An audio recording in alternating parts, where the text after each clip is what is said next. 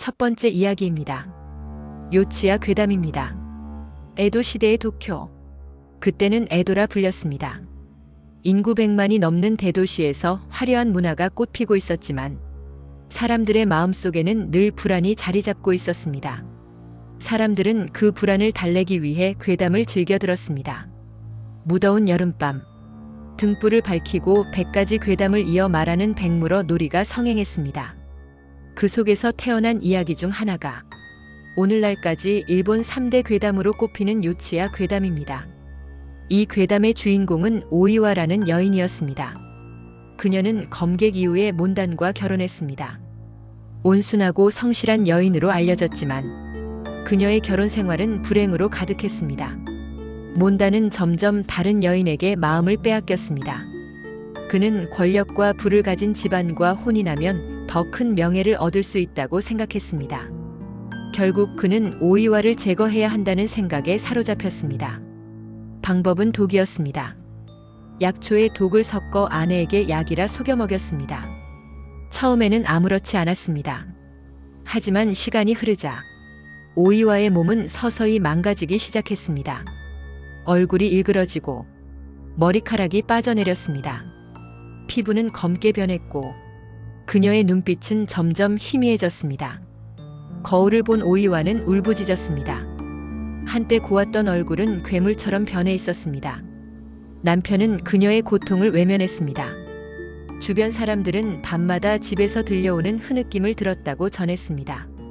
그러나 누구도 감히 가까이 가지 못했습니다. 결국 오이와는 비참한 죽음을 맞았습니다. 병상에서 홀로 숨을 거두었다는 전승도 있고 칼을 들고 남편에게 맞서 싸우다 쓰러졌다는 전승도 있습니다. 어느 쪽이든 그녀의 죽음은 억울했습니다. 그 후 몬단은 곧장 새로운 여인과 혼례를 올리려 했습니다. 그러나 혼례날 밤 신부의 얼굴이 오이와의 얼굴로 변했습니다. 부어오른 눈, 일그러진 입술, 검게 변한 피부, 죽은 아내의 얼굴이 눈앞에 있었습니다. 그는 비명을 지르며 칼을 휘둘렀습니다. 그 순간 신부는 그 자리에서 쓰러졌습니다. 환영이 만든 비극은 되돌릴 수 없었습니다. 그날 이후 몬단의 삶은 지옥으로 변했습니다. 밤마다 오이와의 울음이 들렸습니다. 거울 속에는 그녀의 눈빛이 비쳤습니다. 등불이 흔들릴 때마다 일그러진 얼굴이 나타났습니다. 그는 음식을 삼키지 못했습니다. 잠을 이루지 못했습니다. 사람들은 그가 점점 미쳐간다고 말했습니다. 길을 걷다가 혼잣말을 하며 웃거나 허공을 향해 칼을 휘두르기도 했습니다. 마지막 순간 그는 원혼의 환영에 시달리다 피를 토하며 쓰러졌다고 전해집니다. 사람들은 그의 파멸을 오이와의 복수가 완성된 순간이라 말했습니다. 요치야 괴담은 이후 가부키 연극으로 무대에 올려졌습니다. 그러나 공연을 준비하던 배우가 갑자기 사고를 당하거나 원인 모를 병에 걸려 사망하는 일이 이어졌습니다. 그때부터 일본에서는 이 연극을 무대에 올리기 전 반드시 오이와의 무덤에 참배해야 한다는 불문율이 생겼습니다. 그렇지 않으면 공연 중 반드시 불운이 따른다는 믿음은 지금도 남아 있습니다. 놀라운 건 실제 역사 기록에도 비슷한 사건이 남아 있다는 점입니다. 에도 막부 말기, 요치야 마을에서 한 남성이 아내를 독살하고 다른 여자와 재혼하려 했다는 기록이 있습니다. 그 집안은 이후 대를 이어 몰락했습니다. 재산이 사라지고 아이들이 이유 없이 단명했습니다. 전설과 사실이 겹쳐지면서 요치야 괴담은 단순한 이야기로 끝나지 않았습니다. 오늘날에도 도쿄 신주쿠에는 오이와의 무덤이 남아 있습니다. 여름이면 많은 사람들이 찾아와 제사를 지냅니다. 공포영화 감독조차 촬영 전 무덤에 참배한다고 말합니다.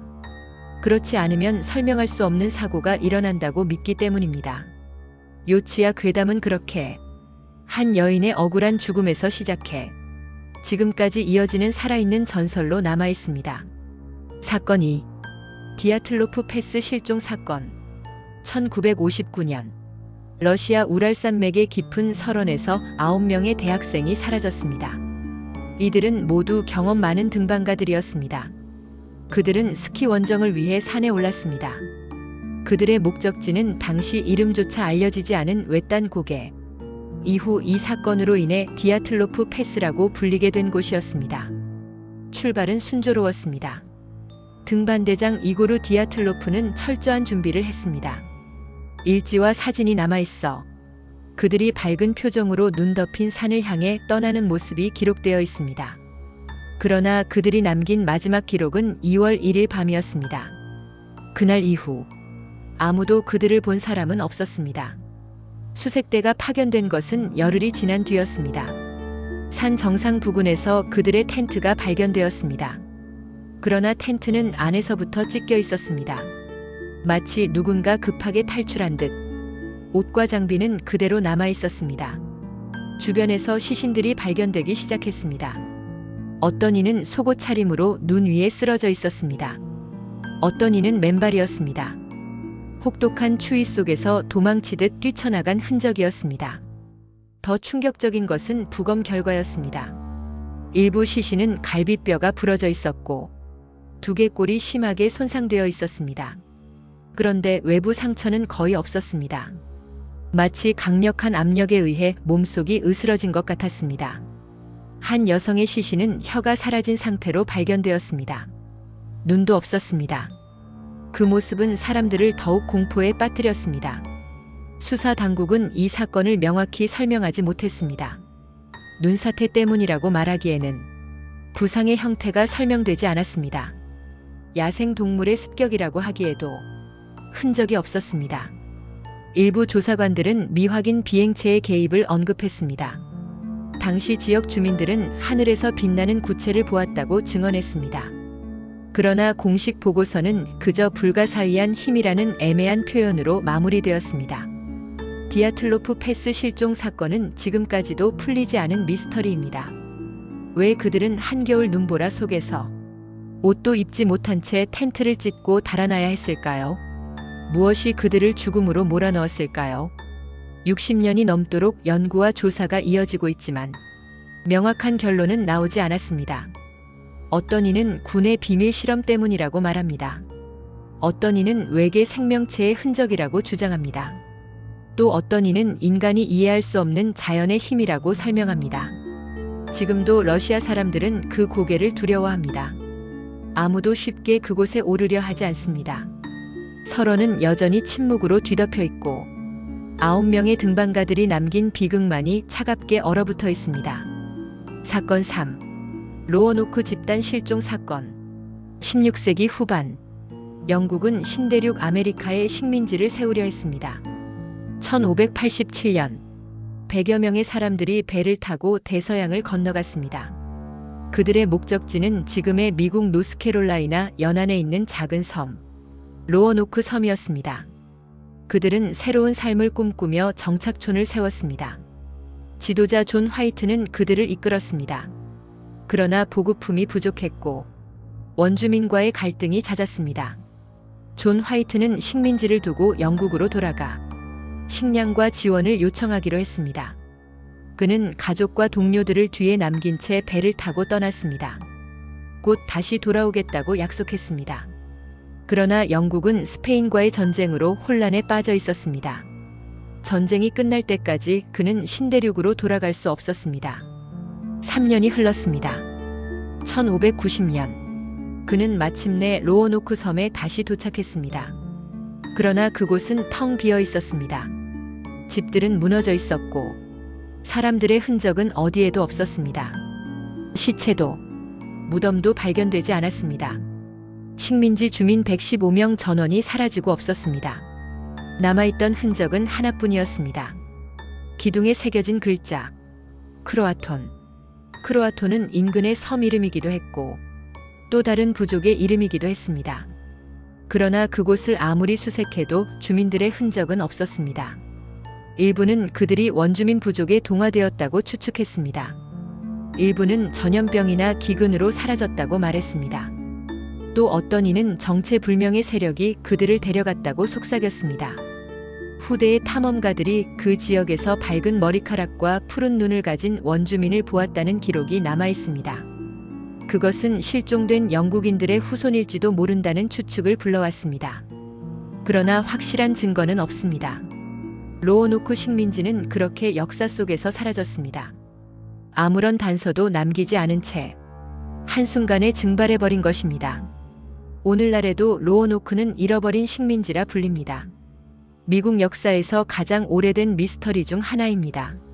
사람들이 흔적도 없이 사라진 이유는 아직도 밝혀지지 않았습니다. 크로아톤이라는 글자는 여전히 수수께끼로 남아 있습니다. 그것은 단순히 다른 곳으로 떠났다는 신호였을까요? 아니면 우리에게 전해지지 못한 더 깊은 비밀의 흔적이었을까요? 사건 4. 장산범 목격담. 한국 부산의 장산. 사람들은 오래전부터 이 산의 정체를 알 수 없는 존재가 숨어 있다고 말했습니다. 그것은 장산범이라 불렸습니다. 장산범은 온몸이 새하얀 털로 뒤덮여 있다고 전해집니다. 멀리서 보면 마치 흰 사슴이나 큰 개처럼 보이지만 가까이 다가가면 그 모습은 불분명해집니다. 어떤 이들은 그 형체가 흐릿해 보였다고 말했습니다. 마치 안개 속에서 빛이 번지는 것처럼 정확히 어디에 있는지 알 수 없었다고 했습니다. 사람들이 두려워하는 이유는 따로 있습니다. 장산범은 사람의 목소리를 흉내낸다고 알려져 있습니다. 산에서 길을 잃은 사람들이 낯익은 목소리를 들었다고 증언했습니다. 아이를 부르는 어머니의 목소리, 친구를 부르는 낮은 음성, 혹은 연인의 다급한 외침. 그 목소리를 따라간 사람은 다시는 돌아오지 못했습니다. 어느 등산객은 숲속에서 아내의 목소리를 들었다고 합니다. 아내는 집에 있었는데도 그 목소리가 너무 생생해서 본능적으로 그 방향으로 발걸음을 옮겼다고 합니다. 그러나 몇 걸음 가지 못해 그는 등 뒤에서 누군가의 기척을 느꼈습니다. 돌아보았을 때 아무도 없었다고 했습니다. 그날 이후 그는 다시는 홀로 산에 오르지 않았습니다. 장산범의 목격담은 꾸준히 이어지고 있습니다. 하얀 털이 스치듯 지나갔다는 제보, 숲속에서 알 수 없는 발소리를 들었다는 증언, 심지어 새벽에 등산하던 사람들은 자신을 따라오는 무언가의 인기척을 느꼈다고 말합니다. 장산범의 정체에 대해서는 여러 추측이 있습니다. 일부는 큰 동물이 잘못 목격된 것이라고 설명합니다. 또 일부는 사람의 심리가 만들어낸 환영이라고 말합니다. 그러나 실제로 들려온 목소리의 증언은 단순한 착각만으로 설명하기 어렵습니다. 장산범은 지금도 부산 사람들에게 특별한 존재로 남아 있습니다. 단순한 전설처럼 이야기되기도 하지만 동시에 실제로 존재한다고 믿는 이들도 많습니다. 장산에 오르는 이들 중 일부는 지금도 낯선 목소리를 들었다고 조용히 말합니다. 장산범은 전설일까요? 아니면 지금도 산속 어딘가에서 사람들을 부르고 있는 존재일까요? 오늘 우리는 4가지 미스터리를 살펴보았습니다. 에도 시대의 원혼이 남긴 요치야 괴담, 설원에서 9명의 등반가가 사라진 디아틀로프 패스 사건, 115명의 식민지가 흔적도 없이 증발한 로어노크 실종, 그리고 지금도 부산 장산에서 전해지는 장산범의 목격담. 이 이야기들은 시대와 장소가 모두 다릅니다. 그러나 한 가지 공통점이 있습니다. 우리가 알지 못하는 힘, 설명되지 않는 현상 앞에서 인간은 언제나 두려움과 호기심을 동시에 느낀다는 점입니다. 억울한 죽음이 남긴 원혼일 수도 있고, 인간이 풀지 못한 자연의 비밀일 수도 있습니다. 혹은 우리가 아직 알지 못하는 존재가 우리 곁에 있는 것일지도 모릅니다. 미스터리는 단순한 공포의 이야기가 아닙니다. 그것은 우리가 세계를 얼마나 모르는지, 그리고 두려움 속에서도 진실을 찾으려 하는 인간의 본성을 보여줍니다. 여러분은 어떻게 생각하십니까? 이 4가지 미스터리 중 가장 두려운 것은 무엇입니까? 그리고 그 답을 찾을 수 없는 질문들 속에서 우리가 마주하는 진실은 과연 무엇일까요?